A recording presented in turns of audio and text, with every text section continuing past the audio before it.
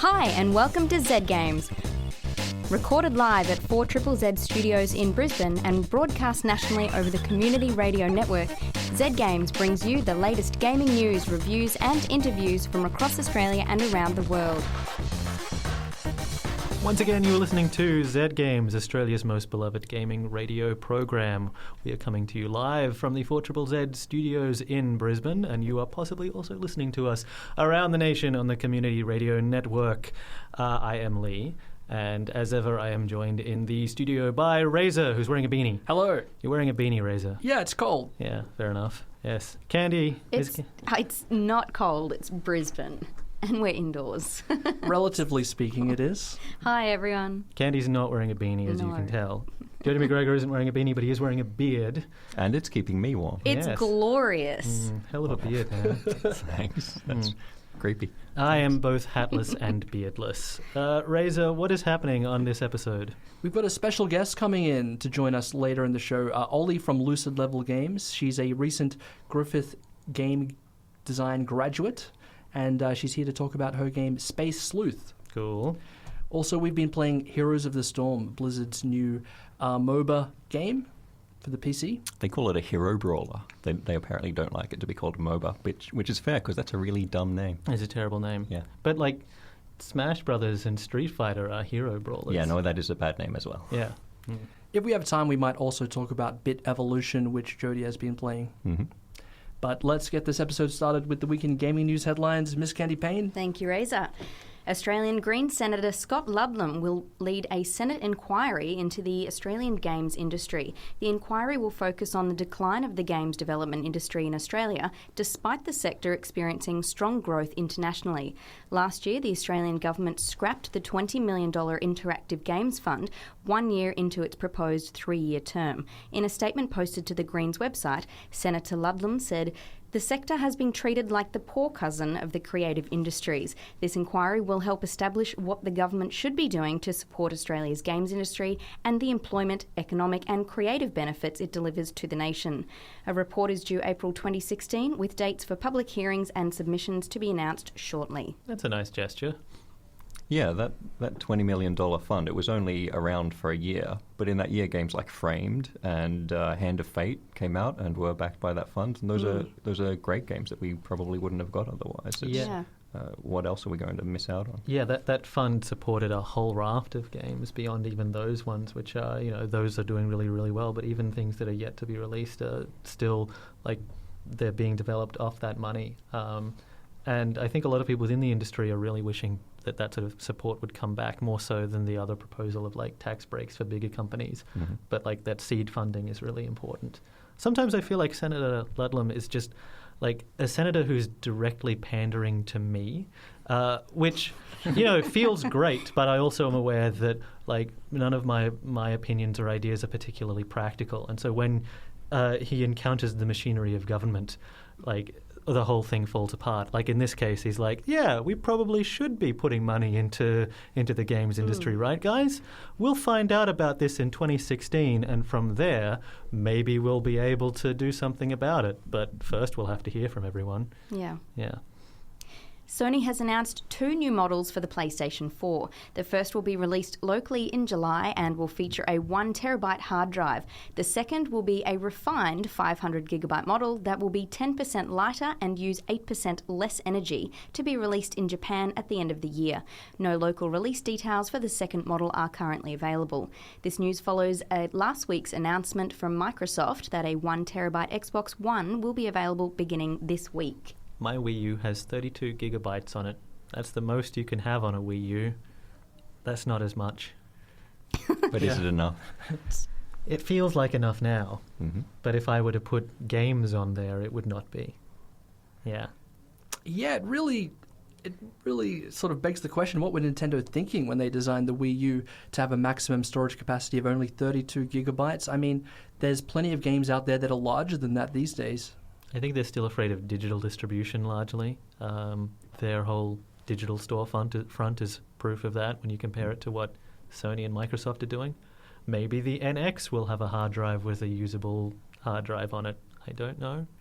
But that's nice, a terabyte. That's nice right now. Yeah, no, it definitely pays to wait when it comes to consumer electronics. There's always better and more cost-efficient things down the road. So, yeah, it's a decent time to buy. So your advice would be to wait until the next generation comes out to get It's a great best version. It's a fantastic time to buy a PlayStation 3 or an Xbox 360 right now. Yeah. They're dirt cheap, and there's like thousands of games out there that you can find in bargain bins. It's even better to buy a PlayStation 2 right now. Like, people are just like chucking those out on the street with every great game. As that a matter came of out. fact, I got rid of mine last year. I gave it to a Z Games listener. Yeah. Kind of regretting it now, but I did throw away a PlayStation 2. It's gone to a good home, but in a few years that would practically be vintage. It's a terrible time to get like a Game Gear though. Like, no support whatsoever. Really hard to get a working one. And no games. So there's a cutoff point with this technique. A member of Australia's national women's soccer team, the Matildas, will appear on the cover of FIFA 16 to be released in September. A poll is currently open to determine which player, out of Katrina Gorry, Stephanie Catley or Kaya Simon, will appear on the cover alongside Argentine star Lionel Messi. EA Games revealed last month that women's teams will feature in the long-running series for the first time in FIFA 16. That's great. It's awesome. Mm-hmm. Have you seen the comments though from like angry people who like, I can imagine them. Yeah, you don't need to see them, but some of them are really funny. Like, some of them are just like people whose lives are ruined because now there are also women in the FIFA game. And they're just like, this franchise has fallen, and it's awful because those people are allowed to vote or to like buy things or drive vehicles or possess handguns. But it would be funny to imagine them if they were powerless and making those kinds of complaints, right? Yes. That's a fun world to think of. Yes. Yeah.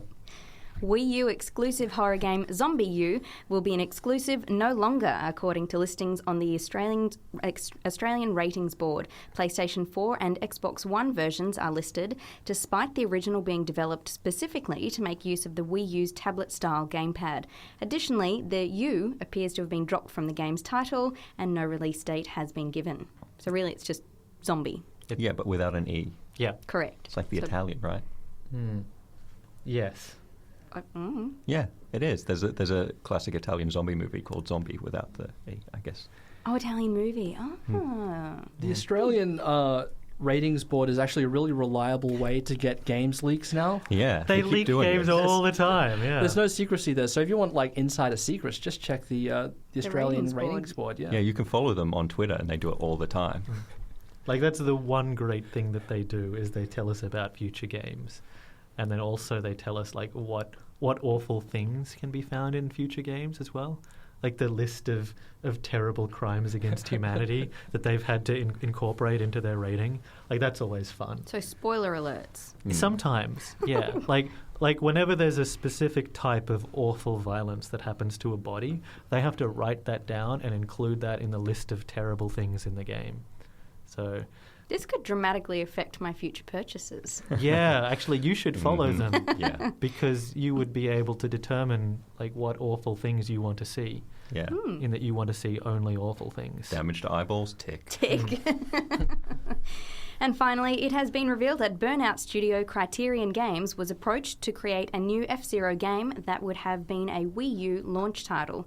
According to studio founder Alex Ward, they were too busy with Need for Speed Most Wanted to take the project on, and also had to decline offers to do a Mad Max and a Gone in 60 Seconds game. God damn it. Yeah. If I had a time machine or access to time travel, that would be in the top 3 things that I would change. What are the top 3? What are the other 2? Yeah. Number 1, kill Hitler. Number 2, find Tony Abbott as an infant and strand him in Syria. Ooh, getting political here. And Number 3, Mad Max. Number 3, video game. Max game. No, number 3 is F-Zero for the Wii U. Okay. Yeah, okay. Well, that's an interesting list. If any of those things like end up, somehow being incorporated into our history, we'll know who it was who altered our lives. What an interesting insight into Razor with just those 3 statements. Get a real thing about fascism and fast future cars. Well, that's it for this week in Gaming News Headlines. Thank you very much, Candi. Next up, we'll be talking to Ollie from Lucid Level Games. You are listening to Z Games. We have a special guest in the studio with us right now. We have Olga Varlamova. Did I do that right? Close enough. Thank you. Of Lucid Level Games. You have released your first project, which is Space Sleuth, which is available on itch.io as well as Desura, kind of? No? We're not saying that anymore. We'll talk about Desura later. So, yes, Ollie, welcome to the show. Thank you. Yeah. Thank you for having me on. Right. So you are one of Brisbane's many indie devs. What drew you into this industry, particularly like the Australian version of it at this particular time? Well, I guess I've been wanting to make games since I was little. I grew up in Japan, and I had a Famicom, which is a SNES version of a Japanese SNES version, and I had Mario. I guess I got inspired by Final Fantasy, and being in Australia, I mean, I didn't really want to leave the country, but it is a really cool scene in Brisbane, so I'm glad I fell into this place by chance, I guess. So what steps have you taken to get to where you are now? I was working in real estate, and at that time I was like touching up photos for the real estate and teaching myself how to use Photoshop, and I wanted to get more creative. I knew I wanted to get into games, so I did 2 years of programming at TAFE, and then I just wanted to take that further, so I did a game design course at uni, a 3-year course at Griffith. Graduated last year. Congratulations. Yeah, it was fun. It's definitely difficult. It's not easy, but it's definitely worthwhile if you want to make games. Yeah, it's definitely a lot harder than it was even a year ago with the slashing of that Australian Interactive Fund. Yeah, do you have any particular thoughts about that, just being a fresh graduate? I mean, when you were in uni, I'm guessing that fund may have been something that you were looking at with hope in your eyes. Yeah, is that like Screen Australia? Yes. Yeah. You know, if we had Tony Abbott in Syria, maybe that wouldn't have happened. If Ray had his time machine. Only there was a time machine. Sorry. I don't know. I never really looked into funding as such. Like, I just wanted to sort of make it on my own. So Space Sleuth is the game that you've got out now, and you were just doing that as a part-time project, or? We made that game last year with my classmates. It was our last year's project, final year project. We sort of had to hand it in the way it was, so with a little bit of bugs here and there. And so I've sort of released it as an early access type of thing. Still polishing it up, still working on it, as well as other projects as well. Do you want to describe Space Sleuth for our listeners? Sure. So Space Sleuth is a point-and-click adventure set in space, as the title might suggest. And basically you're a detective and you've been cryogenically frozen, and that's how you get to Mars. You're cryogenically frozen. And unfortunately, a member of the crew on Mars X spaceship goes missing, and so being the detective that you are, they release you from cryo-freeze so that you can help them find this missing crew member. That concept is sound. I like it. I like that. Yeah. I assume you passed if you graduated with that concept, so somebody else liked it. So then you go into like a point-and-click adventure game where you're like solving the mystery of who done it, it's a who done it sort of thing. Who threw the guy out of the airlock, or is that a spoiler? Yeah, so it's sort of like that, basically. Yeah. I don't want to give too much away, because if you're interested, you should play it yourself. But so it's like a who done it sort of murder mystery. Am I already cool? Yeah. It's got a real like Raymond Chandler in space vibe, which I enjoyed. Like in the same way that those stories always have this almost like grand, complicated setup that as you get further and further into it, you realize it's just people are being people, and you get disappointed in everyone's their very human reactions. I think you nail that quite well, particularly given the scope of the project. So, like as a noir in space story, you've hit the nail on the head. Thanks, Lee. Yeah. Also, I did want to shout at you at some of the solutions to the puzzles, but that's fine. That's fine. That's an adventure game. Oh, now I want to know what. Well, now you've got to play through. That's the thing. I know. Yeah. Okay. Were you inspired by those classic point-and-click adventure games, the ones like from the 90s that did have those brutally difficult puzzles? I didn't want to make it too difficult. I don't think it was too... I wanted to make it so that everyone can enjoy the story. So, I mean, it is difficult to a degree, but I didn't want to make it so frustrating that no one can solve it either. I mean, that would be just a design flaw if it was that frustrating. But I have been told it's frustratingly interesting. So you mentioned it was a student project. So what did your role in this project entail, and kind of how many other people were working on it, and how did you delegate who was doing what? Sure. So we had to pitch an idea, and so I wrote a story. That's what I sort of wanted to do, is make interactive stories. So I wrote a story and I pitched it to class, and I had 4 other artists jump on board. And so after writing the story I think it took me about a month to write the story, then I had to spend the rest of the year trying to figure out how to program it. Fun. No, no, it was fun. Of course, it's like a game within itself. Were you inspired by other point-and-click adventure games from the past? Yeah, nothing in particular that I would sort of say. It's more like I read a lot of detective novels.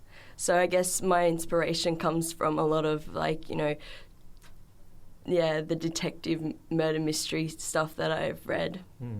There's an interesting design choice. The game controls in first person, and you move around like position to position, sort of a bit Myst-like. Right? Yes, Myst-like, yes. And being a detective story, you have to, you've got to interact with people because crimes are committed by human beings. But I think I've worked out why you went around this the way that you did, which is that you have a phone on your arm that you can use to contact all of the crew, but you never physically interact with them. Yeah. Was that like there was a technical limitation that you solved? Basically, like that? My lecturer Jamie Lack was like, "Look, if we do it your way, we're gonna, even if we had all of our class doing the 3D art and stuff and trying to place them all in the scene, we probably won't get it done." And so I was like, all right, well, let's just figure out a way so that it's more of a visual novel type of scenario. However, the artist that was doing character design, Gabby French, she didn't want to just do one still picture for each character because she's like, I could do that in a week. And I was like, okay. She's like, I want to animate the sprites. And I was like, okay. So we had to sort of come in the middle of like difficulty levels, so it wasn't too easy for the artist, but it wasn't too difficult in the time frame. Yeah. Yeah, so there was design limitation that drove some of the story. Yes. But it is like, what's great about it is that it is an encapsulated experience, where I think a lot of student games that I've seen do kind of have a great like core idea, and the rest of it just you play until the game breaks and falls to pieces. So I like this not just because it is cool to do space noir, but also because you can play to a conclusion and feel satisfied by that. So it's an interesting decision to choose to make a linear game for a student project, because a lot of them are, when you see what students are working on, they kind of are just like, well, we can't do AI, so we'll do an arena thing, or we'll do a combat thing. And so even getting people on board to do this must have been an ordeal. Right? Yeah, I was surprised when people said, hey, I want to work on your project. You're listening to Z Games.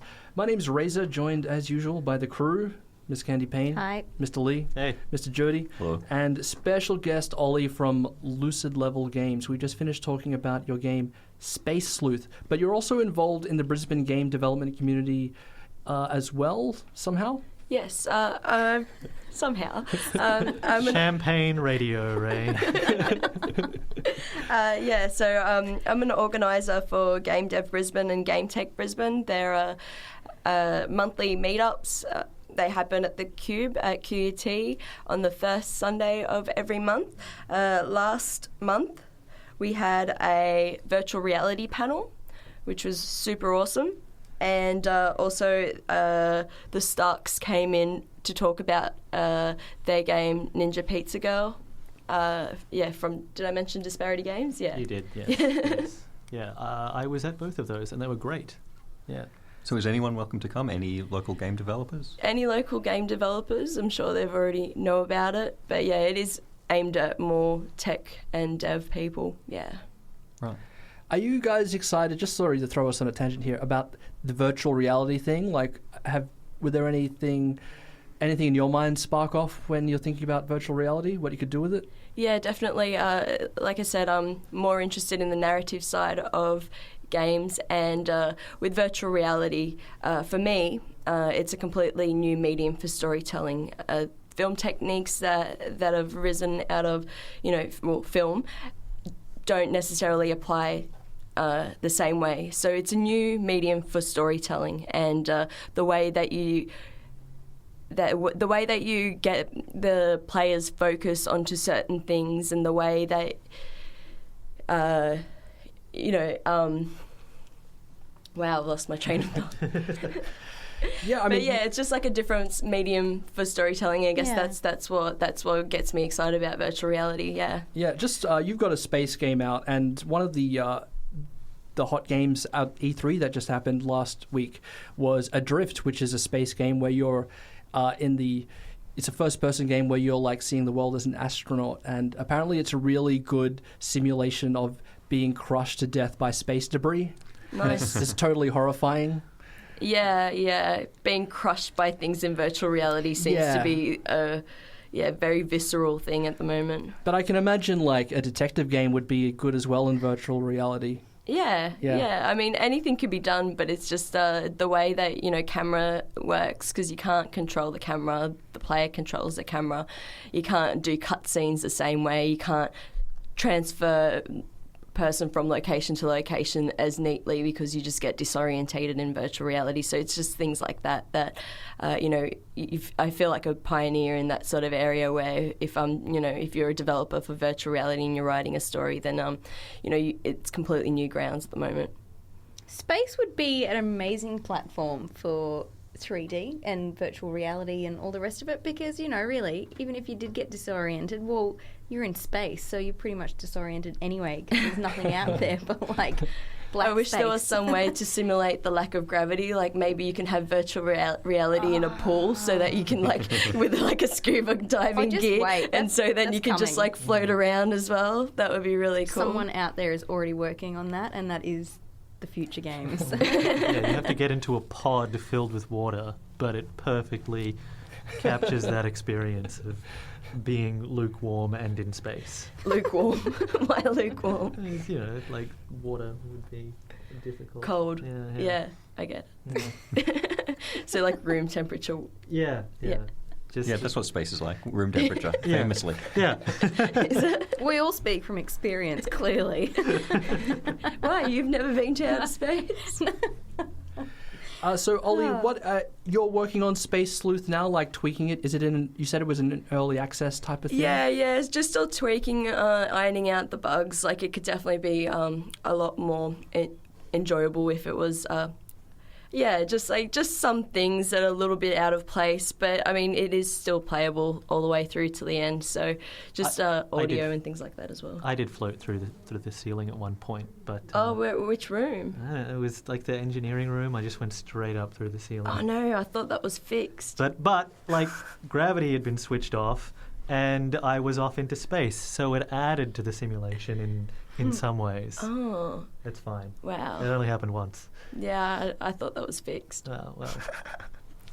So will you be working on Space Sleuth for the foreseeable future, or do you have another project in mind for afterwards? Yeah, we have been sort of talking about a sequel for Space Sleuth once we get all the bugs out and get it a little bit more playable. But I've got another project going at the moment. I'm doing a writer game challenge from that's been hosted by the IGDA. and that's a month-long competition. So I've sort of been like taking on projects and putting Space Sleuth aside. So I'm coming back and forth between. So Space Sleuth is still definitely something I'm working on, but other things are fun to do. And Write a game competition. Is that what you said it was? Yeah, write a game challenge. It's a month-long challenge, and the topic is Down the Rabbit Hole. So I'm doing a sci-fi remake of Alice in Wonderland. Oh, amazing. Oh, that's cool. Yeah, so basically the stipulation is that there has to be a writer on the team, so that would be me. I'm using a plugin for Unity called Fungus. They're sponsoring the events, and I checked it out. It seemed like a pretty cool tool to use, so I don't have to get boggled down by programming and can just get the narrative side out. Yeah. Okay. We mentioned before that Space Sleuth is available on itch.io and on Desura, and a couple of weeks ago we talked about how Desura had gone bankrupt and stopped being able to pay developers. How did you find out about that, and how has it affected you? Well, I found out about it saying they could be getting bankrupt. I was at that stage where there was rumours going around on, like, you know, the indie game chats on groups on Facebook and stuff, and I was like, no, they're fine, they'll be fine. So I was in denial for a little while, and then Lisa Morrison posted up. She was one of the ex-employees of Desura, and she posted an article on Desura saying, "Don't worry, guys, it's all okay. We're still paying the developers." That was the 29th of May, that article that's still on there. We're not going bankrupt. The developers will still get paid. And then about a couple of days later, so I was spreading that news. I was going, "Don't worry, guys, it's all okay." And a few days later, that same Lisa, I was following her on Twitter by that time, and she's like, "Yep, okay, so it has gone bankrupt." I didn't know about it. I was just basically saying what I've been told. She's basically got another job at Groupies, and hopefully she's putting in bundles for people that have sold their game on Desura, developers that have sold their game on Desura, can't get their money. Let's just bundle them together and sell them. And so Space Sleuth is going to be in a Groupies bundle from the 1st of July. 20% of the profits are actually going to charity, so it's a good cause. I think there's a bundle of games for $2 each, so it's a pretty good deal. And a good cause as well. So where can people go if they want to get Space Sleuth via Groupies or otherwise? You can download Space Sleuth from itch.io, or you can just go visit spacesleuth.com. And with Groupies, groupies.com, it's with a double E, so GROUPEE.com. And Space Sleuth will be available on the bundle from the 1st of July. Ollie, thank you very much for joining us in the program today. It's been an absolute pleasure having you. Thanks, Razor. Now, you've kindly donated some game codes. Yeah. Yes, for us to give away to our lovely and loyal and excellent listeners. Yes. So if you'd like to play Space Sleuth, and it's a PC game? Yeah, it's a PC and Mac. Yep, just give us a call when the music starts. The number to call is 3252-1555, and we'll grab your details and get that code to you. So, yeah, awesome. Thank you very much guys. again, Ollie. Thank you. Meanwhile, we are talking Heroes of the Storm. You didn't sing it. Heroes of the Storm. Hey. I wanted to get the damn song, but whatever, close enough. Yeah, I was trying to track a copy down this morning, but couldn't find one. But that's also Riders of the Storm. This game is Heroes of the Storm. Very different. Yeah. So what's the story with Heroes of the Storm, Jody? So Heroes of the Storm is Blizzard's hero brawler, or multiplayer online battle arena. It's their competitor to games like League of Legends and Dota 2, all of which, it's a long story, but all of which evolved from the Dota mod that was originally for Blizzard's Warcraft 3 game. So it's a weird circular thing, the way that games that grew out of mods for Blizzard's game made by fans have now become a game made by Blizzard. Yeah, so we're talking about League of Legends and Dota 2, which are the most popular of the genre. Yeah. So it's not like Blizzard are coming along and just like stealing this idea and cashing in, like cha-ching. It was a Warcraft 3 mod, so they have a legitimate claim to making a game like this. It's more like this is their response to a bunch of people stealing their lunch. This is them claiming it back and then showing people what you can really do if you have access to the fridge that sandwich came from. Yeah, because it is in the same genre, but is a very different game to... I mean, Dota 2 and League of Legends are quite similar to each other in a lot of ways. Both of them evolved out of the Dota mod with slight differences. They have different rosters of characters, but they're still very much the same game underneath. Whereas Heroes of the Storm makes a lot of changes and simplifications, which I think is the main strength of it, the fact that it's actually going to appeal to a lot more people because it gets rid of a lot of the craft. So at their core, this genre of games is about 5 people teaming up to pretend to be fantasy wizards and heroes so that they can biff each other across a map and kill each other's minions and towers and then eventually destroy their base. It's a pretty simple idea at its core, but so much complication has grown up around it. Yeah, there was a lot of mechanical complication that was inserted into that game. Things that came out of limitations of the original mod that then just got baked into that design. One of the things that makes the game style so difficult to get into initially is that to distinguish themselves with the original mod, you had your hero, which was the only character that you controlled, and the army itself was automated, but you were able to level this hero up and choose his abilities and then also choose his items. And because you could only have a set number of items per character in Warcraft... Six, they then decided to introduce this idea of recipes where you would level up and combine different items together to get further complicated items further down the line, which is a cool idea. But if you are an old man, like, say, everyone in this room... Oh, come on, Lee. I keep saying old, man. Also man. Old man. Like, everyone in this room... I beg to differ. Yes. You weren't in the room when I started that sentence. Yeah. I was in it when you finished. Yeah, sorry. Maybe it's a bit difficult to get into that initially. Yeah, that's the thing about Dota 2 and League of Legends famously, that they're the kind of game where you need to join the community, you need to read the wiki, you need to probably read the forums before you can actually play the game at any kind of level where you won't be ripped to shreds by their famously toxic online community. And that's not a thing that I or a lot of other people have the time for. Yeah. So someone coming along and saying, well, what if we made a game that didn't appeal to that kind of you have to spend your entire life to learn how to play this game before you should be allowed to play it mentality? That's what Heroes of the Storm is about. One of the significant changes also born out of that idea is that one of the reasons the community is so potentially virulent is that games last a long time, and 45 minutes to an hour for an average Dota 2 match. Yeah, so if someone joins your team and they don't know what they're doing, that has ruined the next hour of your life. And when someone is actively bad and ruining your life for 1 hour, that makes you angry as a person, and maybe you will want to lash out at them. That takes all the fun out of your next hour of pretending to be a wizard exactly. on the internet. How dare they? I wanted to be pretending to be a competent wizard who wins, and you, by being bad at this game, now I'm a dumb wizard who loses. You've ruined my fantasy for the next hour. Yes. I So like the selfish. fact that Blizzard have made their games last 15, 20 minutes generally. Yeah, 10 minutes to half an hour.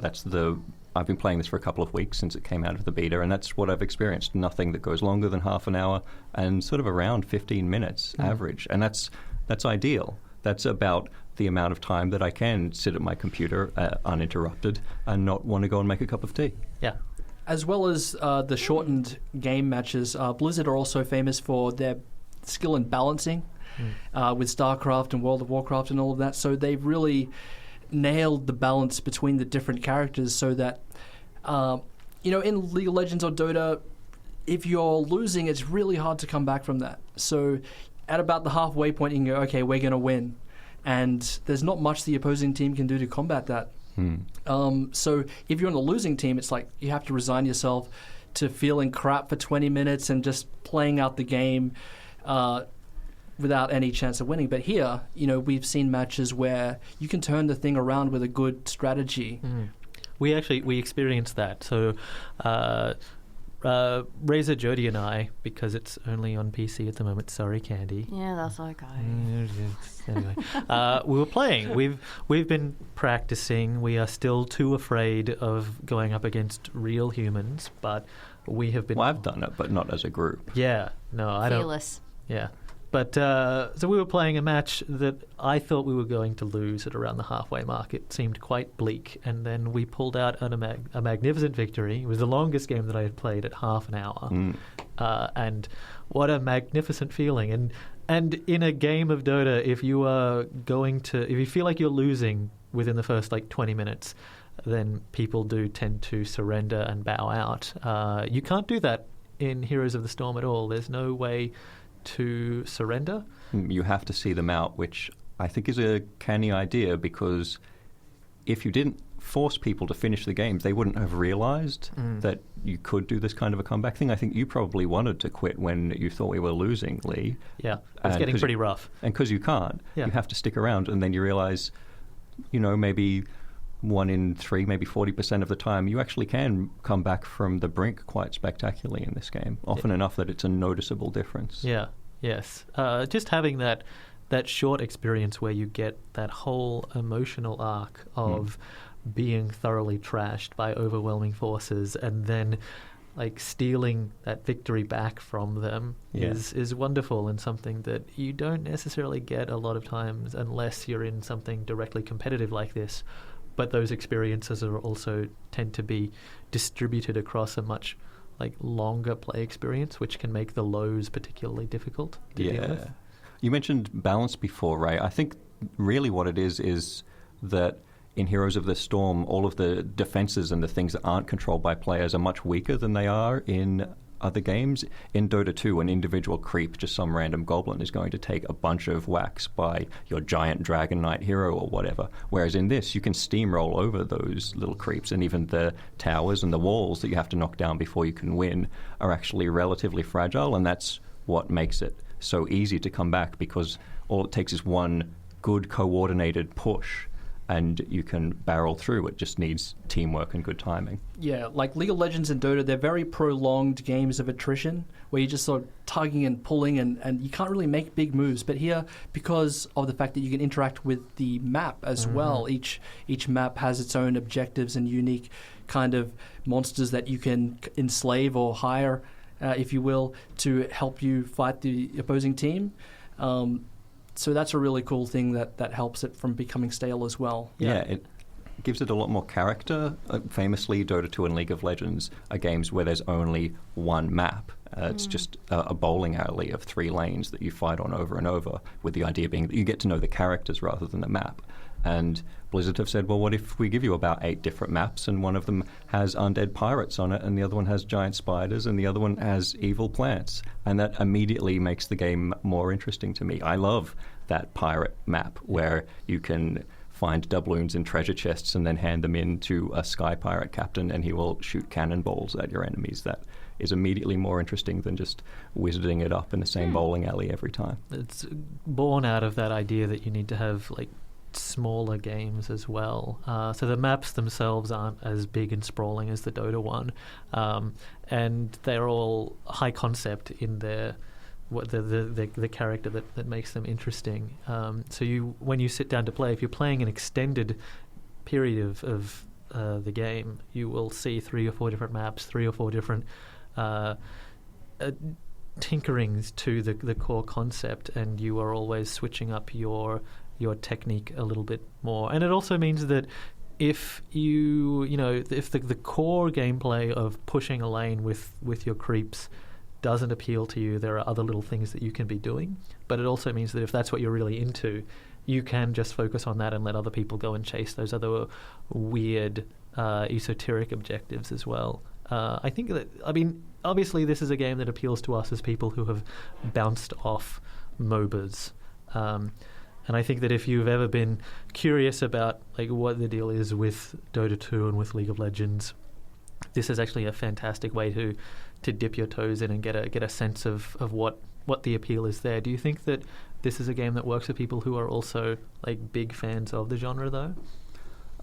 I think it will work for some of them because there's a sense of burnout that people are inevitably getting with Dota 2 and with League of Legends because of how toxic the communities are and because of how time-consuming they are.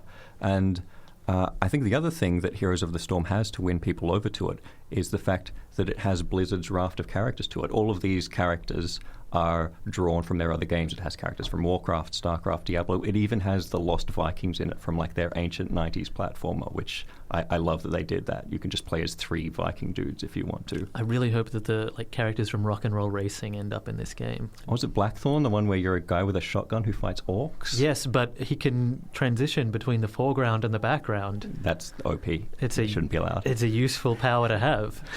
So yeah, I like that about this as well, rather than just being, the generic wizards and ridiculously booby elf ladies of League of Legends. They're a cast of characters, a cast of characters that I already know and sometimes care about. So there's the booby ladies from Starcraft and Warcraft in this game. And new ones. Yeah. But also it has the characters from like Diablo who I think are cool. It has like the monk and the barbarian and Diablo. You can be Diablo. Come on. On a horse. Actually, he can't ride a horse, but the spaceman can. No, he can ride a horse. You get to better. choose whether you ride a horse or a lizard at the start of the game. Lizard. And speaking of the characters, it's choosing a character is the kind of deal like League of Legends is, where there's maybe 20 or so characters in total. Up to 30 now. Up to 30. They're adding new ones every 3 weeks. Yeah, but if you're just a person who doesn't want to put any money down, you only have access to 5, which is a rotating roster, right? So a different 5 every week. And as you level up, it goes up to like 6 and then 7. And you just get to pick out of those free characters. And characters beyond that can be bought either with real money or with the game that you earn in gold. So I haven't paid anything, and I've bought 2 characters just with the money that I've earned from playing. Do they then stay permanently with you? Yeah, so you can keep those characters every week, even if they're no longer in the free rotation. So you buy your favourites. Yeah. I think a good strategy would be to just play out for free and then just decide which character you want to get super good at and then buy that character, and then you can just like practice that character maybe 18, 20 hours a day until you can just crush everyone and then, win the Blizzard World Championship in 2017 and become a rock star and then buy a house, settle down. Or alternatively. Future goals, Razor? Ray is reading from his dream diary right now. Wow. It's so easy. If I had a time machine, I'd go into the future and see if you actually do this. Cool. We've been talking about Heroes of the Storm, which is free for your PC. You'll need to install the BlizzNet app. BattleNet client. BattleNet. That's what you need. Thanks, Jody. Close. But yeah, really enjoying it. It's pretty cool so far. And it also ties in with their other games like Hearthstone and Yeah, you can Warcraft. earn rewards in one game that give you like a different mount or whatever. I think if you have defeated 100 people in Hearthstone, have you done this, Ray? Because that means you get, instead of having a horse or a lizard, you can ride around on a card, like a floating Hearthstone card. Yeah, I checked it out, and disappointingly, I haven't beaten 100 people yet. Yeah. Sorry, buddy. Well, now you've got motivation. It's another future goal. Yeah. Okay. Thanks for that review, guys. That's going to bring us to the end of this week's episode of Zed Games. We'll be back next week, most likely talking about Batman Arkham Knight, which a lot of PC players have been having a little bit of trouble getting working. And also Bit Evolution, which we unfortunately did not have time to speak about tonight. Sorry, Jody. Catch you guys next week. Hi. Bye.